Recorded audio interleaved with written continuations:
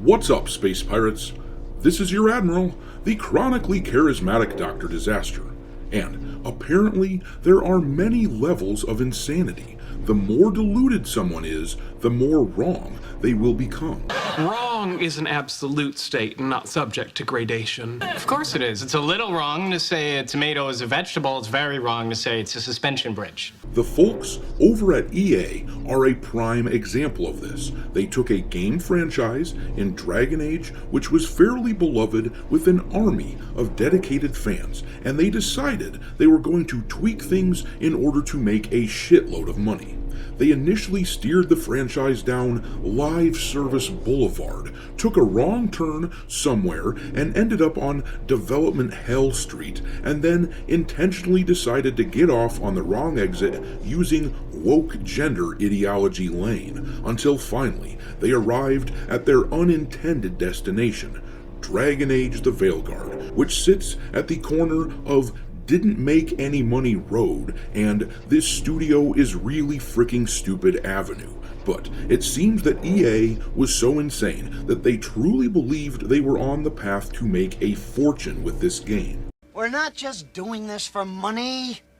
We're doing it for a shitload of money! Now, I'm not sure how you go from believing that you have a billion-dollar franchise to whatever the hell Dragon Age The Veilguard ended up being, but somehow that is what happened with EA and BioWare. It seems that about a decade ago, when the fourth installment of Dragon Age was in the initial concept phase, EA came up with the notion that this was potentially a billion-dollar IP, which is why they put so many resources into this project, and of course, we all know by now that they were completely wrong.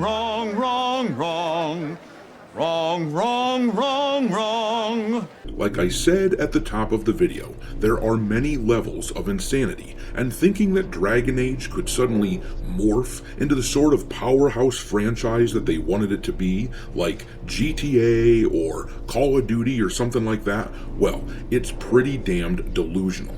Don't get me wrong, Dragon Age is a huge franchise, and I respect that, according to this article, they wanted to put together a plan to become a major franchise, but here's the thing, the sort of things Dragon Age would have to do in order to attract new customers, i.e. the modern audience.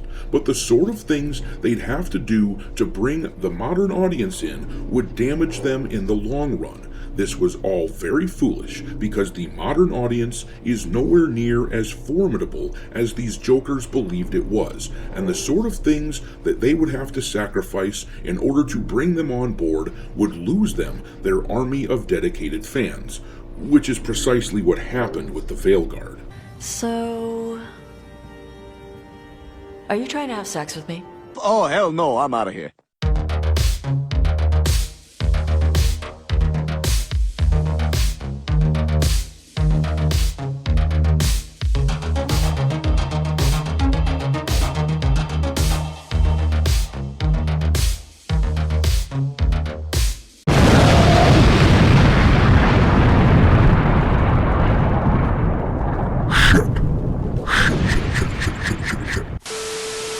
Alright me hearties, make sure you smack the like button on this video, subscribe to the channel if you haven't already, and don't forget to follow me over on X, where my handle is Dr. Disaster 1. But anyhow, we already knew that this company, EA, is absolutely insane. You'd have to be some kind of insane to think that the best way to have saved Dragon Age The Veilguard was adding live service to it.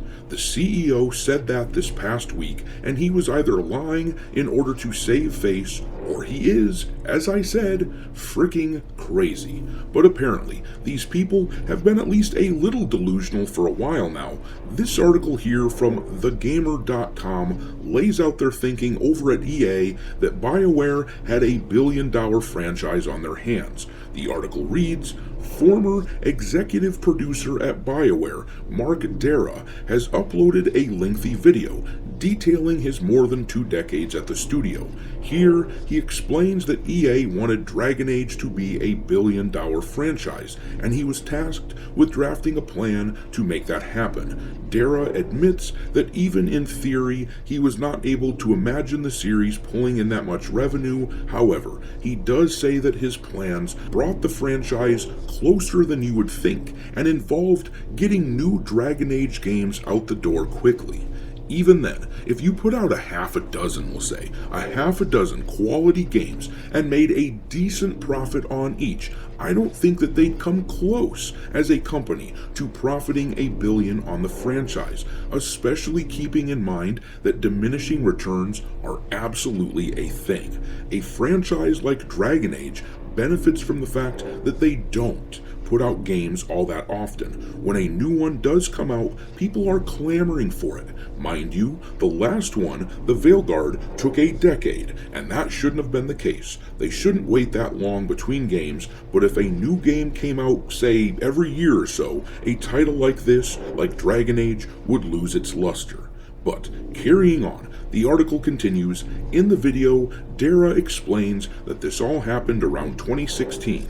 At this time, BioWare was working on a version of Dragon Age 4, codenamed Joplin. Periodically, EA pushes for franchises to be bigger. They want billion-dollar franchises, or they only want to make the 6 best games or the 12 best games, he says. So, in 2016, I built a plan to ship Dragon Ages. The idea was to make Joplin on a relatively regular timeline. At this point in time, I believe Anthem is still supposed to ship in 2018, so probably Joplin was supposed to ship in 2019, maybe it was 2020, but the idea was ship Joplin, and then we would do 2 fast-followed sequels, each taking 18 months.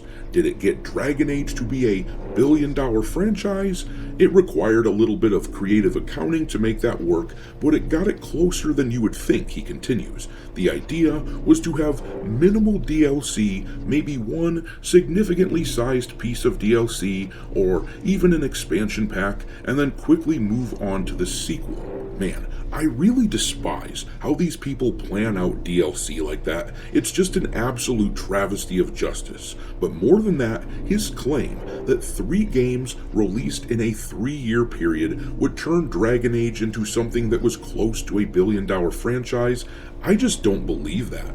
Even if they were all bangers, as I said before, diminishing returns is a thing, and I imagine that their forecasting on these really didn't take into account what a niche title this is. But the conclusion of the article is interesting here. It gives us a bit of insight as to how the Veilguard truly came to be.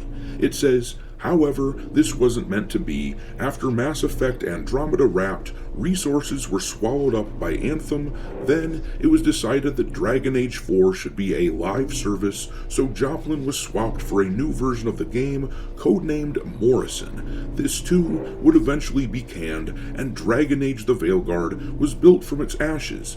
Now, it seems we couldn't be further from Dara's vision for the franchise. After The Veilguard failed to meet EA's sales targets, every writer who has ever worked on the series has either left, been moved to another studio, or laid off. Well, as they say, the best laid plans of mice and men often go awry.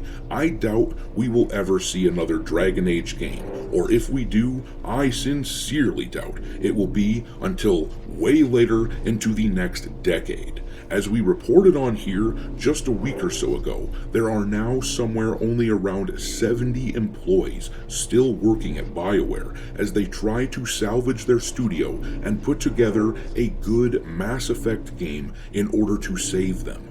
I will say this, for as bad as the writing was on the Veilguard, a good chunk of the blame, which we have attributed to the writers, absolutely belongs at the feet of EA. It sounds like their plans really interrupted the development of this game multiple times, which turned into a hodgepodge mess.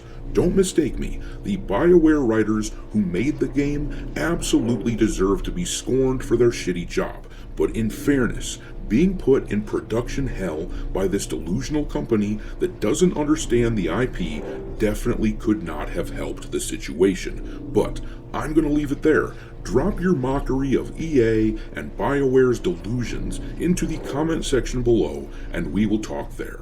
Thanks for watching, me hearties. If you haven't already, your Admiral is inviting you to subscribe to the channel and become a part of the crew. Life as a space pirate may not be glamorous, but there's always plenty of booty.